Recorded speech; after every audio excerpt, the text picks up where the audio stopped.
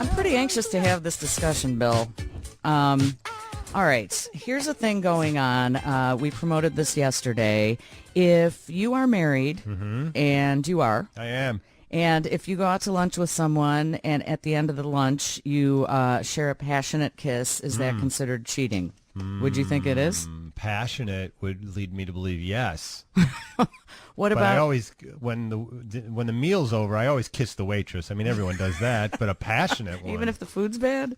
It depends on how good the food is. All That's right. how good of a kiss they got. All right, Erika Kybardis is with us. She is a matchmaker and dating expert with It's Just Lunch. Of course, we've heard about this and heard the commercials. It's a nationwide dating service for busy professionals. Erika, how are you today? I am fantastic. Thank you for having me. How are you guys? We're good. Bill, do not kiss Erika because that would be learned cheating. That the hard way. I won't. There was a study we talked about yesterday very briefly, and I think, if you're kissing someone else and you're married, isn't that cheating?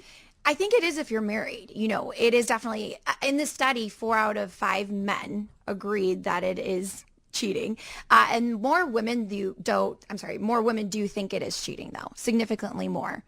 Yeah, because guys are just trying to get away with more and more stuff. Right. That's my opinion. Yeah, well, I think it's more for women. It's more of an emotional thing. You know, it's just not a kiss. There's an emotional tie to it. But for men, they kind of take that emotion out, so it's more of a physical thing. It's like a handshake to them.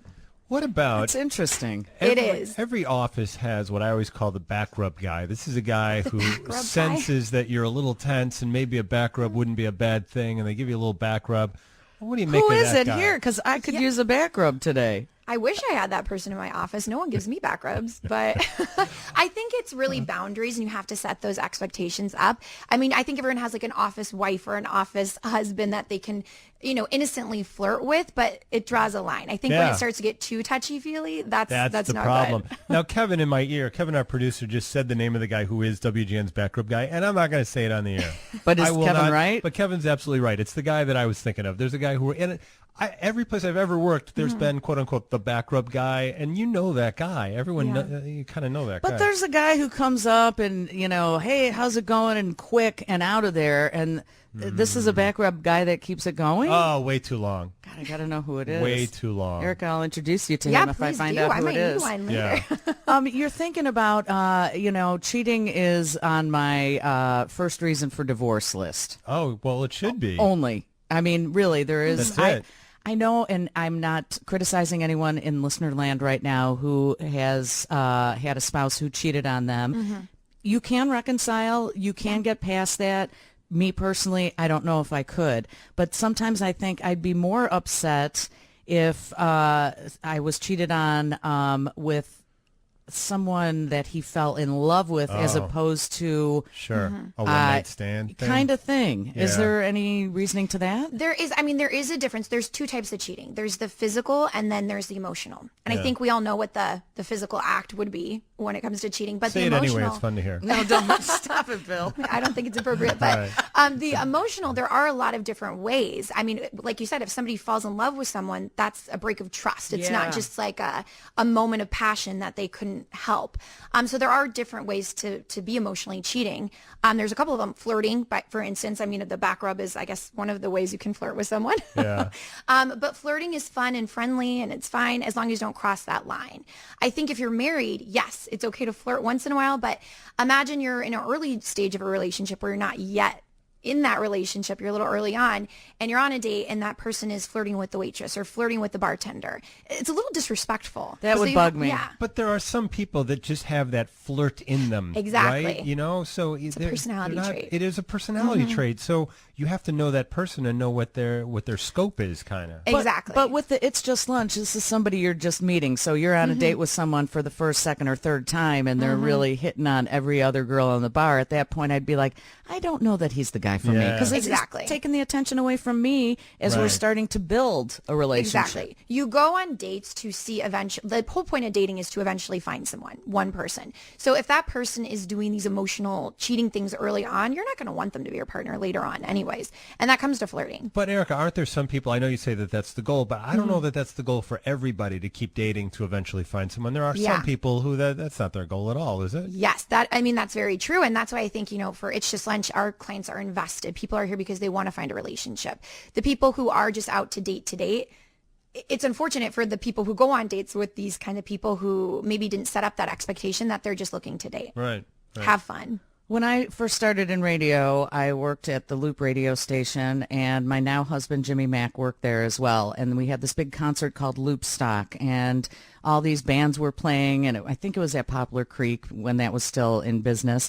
And there was a little tent, and fans were asking for autographs. So I would sign some things, and then Jimmy Mack was standing there, and some girl ripped open her shirt and said, "Hey, Jimmy Mack, will you sign these?" And I'll never forget, he just looked at me like with his hands up like, well, and I'm like, go ahead. But Did it bother you? No. And I mean, at first that she asked, it was like, what do you, and then it's like, really, in the grand scheme of things, go ahead. I mean, at the end of the day, when you're in a relationship and you trust that person, I think jealousy really comes early on in a relationship. And once you're in a relationship and you're together for a while, I think it's true. You just don't care after a while. What about a compromise? I mean, you care, you sign one. Is that fair? You don't sign both. That's a perfect you sign compromise. one. I wish you were there as my agent. Sure. That's a great relationship right Yeah. there. Compromise. Honey, just do one. I love But it. that's just it. I mean, we all kind of, the bottom line is trust. And if you trust someone, I don't know. I mean, I guess there are certain people sometimes every once in a while that I get a little jealous. Like, wait a minute, you're showing her more attention than me. But it's not like I think he's going to leave me for that person. Exactly. It's like, I just want the attention. Yeah. And that's normal. I think that's normal in relationships. Like I said, I think early on in relationships, this is when the insecurities are really there because it's so uncertain. You haven't Sure. established, and that's why you have to set up clear expectations when you're early on in Yeah, dating. maybe just physically talk that out and figure out what the boundaries Exactly. are, right? Erika Kybertis is here. Am I saying the name right? Kybartis. Kybertis. How about the Erika part? Did I get that Erika, part right? you're I got perfect. half of it right. Right on. A matchmaker, a dating expert over at It's Just Lunch, and the website is itsjustlunchchicago.com. We'll pick this up next. What is and what is not cheating? It's Bill and Wendy on WGN. It's Bill F. It's Wendy Snyder on WGN, along with Erika Kybartis, a matchmaker and a dating expert with It's Just Lunch. You want to visit itsjustlunchchicago.com. We're trying to determine what is and what is not cheating. We're at 312-981-7200. You can call us or text us. The texts are rolling in. All right, here's a good text. Bottom line on infidelity, in my humble opinion, married or dating, anything you do, lunch, drinks, or tongue play, with someone that your partner does not know about, that's cheating. So I think if you omit the fact like, hey, Bob and I from work went out to lunch today, if I come home and tell my husband that, he'd be like, "Oh, great. Who's Bob? What'd you order?" But if you keep it a secret and then they find out later, I don't know. Why don't people just fess up and say? They should. Because omission, if you don't say that you went to lunch, it's going to seem like something happened. Yeah. So you're kind of alluding to the fact like, oh, actually 2 weeks ago I did go to lunch with Barbara. And then they're going to think, why didn't you tell me this 2 weeks ago? So obviously you're trying to hide something. Right. But And you you know may what? not be hiding it, but it seems like Exactly. Even if nothing happened, it's just, why would you omit it? it. Right. You know how guys' brains are really small. You know that, right? So in our brains, maybe not giving that information is a way of saving some sort of hassle. Like you go, what do I want to throw all this information out that's not important? And we just went out and we had a lunch and that was it, but I could see where it could lead to trouble. And I understand that completely about men. Sometimes they do think like, oh, if I tell her, she might be mad. So I Right. don't really want to, it's not worth the fight. Yeah. But at the end of the day, I think it's going to be a bigger fight later on if you don't tell them for a I few guess weeks. so, yeah. Did you have a situation similar to this? I did actually. I flew out last week, so I was at the airport, and our flight, I'm not going to name the airline, but it was canceled. So Yeah. we got stuck, and we had a hard time, finding rooms for the night. We had to fly out the next day. It was terrible.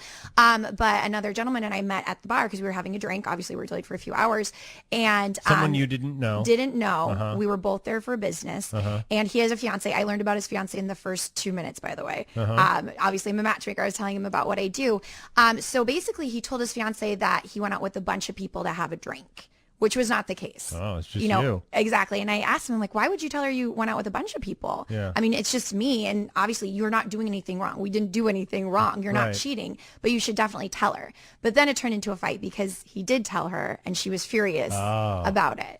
So I think really point of the story is maybe just be honest to begin with. I agree with that wholeheartedly. If I was stuck at an airport, I would obviously call my husband and say, Jim, my flight got canceled. And you know me, Bill, I offer way too much information. I'd be like, oh my God, I met this guy, Pete. He is so fun. We did a couple shots, maybe seeing that's where that would get me in trouble because I'm too honest. Exactly. But at least you're telling him everything. So he knows that you're going to be honest and maybe honest to the point of over information. He's like, I really didn't need to know that, but thank you. It's better to have that situation than be like, oh yeah, my flight got canceled. Because just in case somebody finds out later, even if it's not a big deal, what's going to happen? They're going to immediately think, oh my gosh, something happened on that trip. Sure, of course. The internet has changed things a bit, I'm guessing. Completely. A little bit, yeah. Social media, everything. And I think that's also where a lot of people get in trouble. You know, if you like an Instagram post or, you know, if you're texting somebody, where does texting kind of come into play? Is it inappropriate text if they're just teasing, or is it, you know, a case where it is a little more intimate? So I think people overanalyze all of this. And I talk to clients about this, my girlfriends, my guy friends. Erika, he liked that picture. What does that mean? So I think we read into things a little too much now because of media and social media. What about just simply people who are looking up old boyfriends or girlfriends on Facebook? That could be problematic, I would imagine. Everybody you're does just that looking. I know. I think that's innocent. Yeah. I think we all want to know. Right. If you're going to cheat on your significant other, you're going to cheat on them with or without Facebook, in my opinion. But it's probably made it way, way easier, right? I don't think for cheating necessarily. No? I think everyone, if you are in a serious relationship and, you know, you had the love of your life maybe 10 years ago, you're obviously going to be a different person at this time. But, you know, every once in a while to look back and see how they're doing, I don't think there's anything wrong with that. That's right. You just have to make sure you're not crossing any lines. All right. I don't want to name names because I honestly don't know who it is. I don't know who it is here at the station that gives back rubs, which I will guy, I'll tell you try later. and find out. I will tell you. There was also someone in the green room when Erika Kaibartis from It's Just Lunch was in there, and I think I know who it is. He flirts with people and he's kind of touchy feely. He's a hugger. I'm just throwing it down and saying it's Pete McMurray. All right. Because fair. I know him and I get hugs. So what? He hugs you. It's not. He doesn't discriminate between just flirting with women. And he took me to the Dells for a weekend. That was. Don't you think that's awkward? I thought. I mean, was. that's pretty flirtatious right thought there. It was. But I am kind of like that too. I'm a hugger, and I'm not doing it to flirt. Aren't there just some people that are like that? There are, and it kind of is with the personality traits too. Some people are just naturally flirtatious. Some people are naturally touchers. Some people don't like to be touched. So you have to know your partner. Right, You know, sure. early on, that might be an issue, and that might not be somebody you want to be with. You have to kind of evaluate if that's going to be a deal breaker for you or not. But when you're in a relationship, you know that about the other person. If I'm a Erika, hugger, I don't trust guys named Chad. that's so funny. I just don't. I know that seems weird, but I just don't. I've definitely dated a few Chads in my day. You know what I mean, So, right? You can't trust these guys. A Chad. It's Chad and Becky. Yeah, those are the two you cannot names. trust. You're absolutely right. Yep. That's so funny. I'm with you all the way. All right. So Bill and I are married not to each other and have been for a long time. Kevin's married. Boy, we can say that now. Almost for a year. Wow.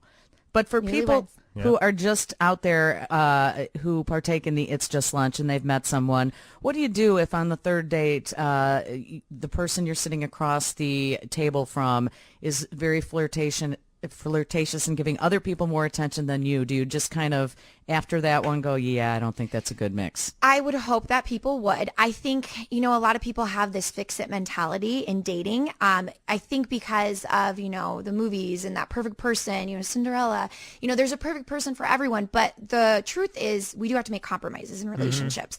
But you have to, really look deep inside yourself and say, if this person isn't respecting me now, are they going to be when we're in a relationship? You can't change somebody. People You think you can, but cannot, you can't, no. right? You can change behaviors. Sure. You definitely can change behaviors, but you Not can't a core change of the person, no. Yeah, you can't change someone's personality. I always use the example as like an introvert and an extrovert.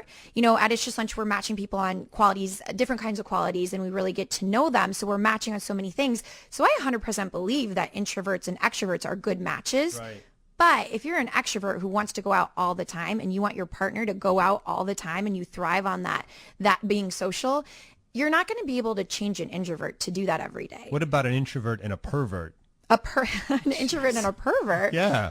Well, I Will mean, that those work? are two different. What's the one thing, like if two people have this separately, like one person goes one way and the other, that it just never works? Is it religion? Is it politics? Is it one's It a pet lover and depends. the other isn't? What is there? Sox or Cubs? Yeah, is that it? That's a big deal breaker. I really think it just depends on how willing you are to compromise. Some people are not. I say be open-minded when it comes to dating because everything else might. The problem is everybody wants a checklist to be all marked up, but it's Right. never going to be. But, there are some things that are a deal breaker. If you want to, if you really want to date someone of the same religion and that's how you want to raise your children, that's going to be what your focus is going to be on. You've been very helpful, Erika Kybardis, matchmaker and dating expert with It's Just Lunch. And if you're single and looking for someone, you can go to itsjustlunchchicago.com. Thanks for enlightening us. Well, thank you so much for having me.